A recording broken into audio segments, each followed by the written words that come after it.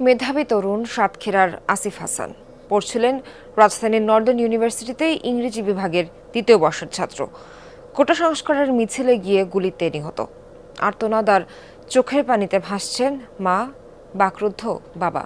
Sandalina so রূপচর্চায় আভিজাত্য। সন্তান হারিয়ে এভাবেই আহাজারি করছিলেন মা। সান্ত্বনার চেষ্টা স্বজনদের, তবে মায়ের এ কান্না যেন থামবার নয়। কোটা সংস্কার আন্দোলনে গিয়ে জীবন শেষ বাকরুদ্ধ বাবা।